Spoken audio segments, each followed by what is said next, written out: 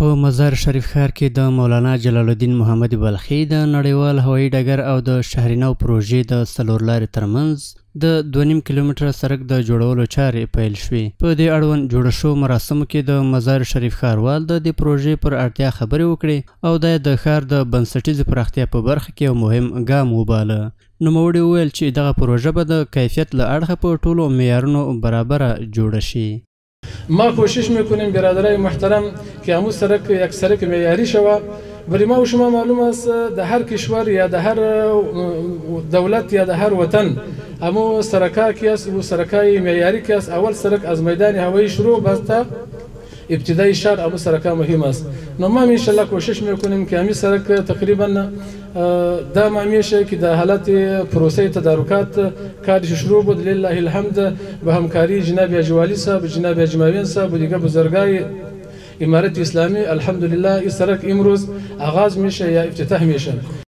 د بلخ ولایت مرستیال والي د پراختیایي او بنسټیزو پروژو په جوړولو کې د مسؤلینو هڅې وستایلې او ټینګار یې وکړ چې د بلخ مسؤلین باید شپه ورځ د خلکو د غوره خدمتولۍ لپاره کار وکړي. نوموړي همداراز له خلکو غوښتل چې یو له بل سره همکاري وکړي او د خپل هیواد په بیا رغونه کې ونډه واخلي.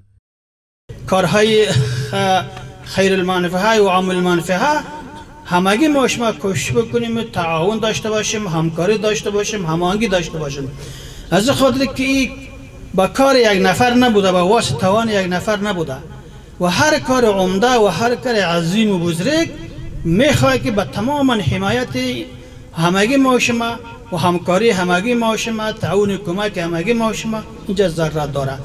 ورته مهال د قراردادي شرکت مسؤل ډاډ ورکوي چې دوی به دا سړک د شوي قرارداد له مخې په پاخه او اساسي ډول جوړ کړي او هڅه کوي څو له ټاکلي وخت مخکې ګټې اخیستنې ته وسپاري. ما اینا را اطمینان میتم که مطابق نرم و استانداردهای روز و با استانداردهای روز انشالله با وقت معینه تطبیق و با کیفیت الله این وعده ماست که با وقت زودتر انشالله تسلیم میکنیم.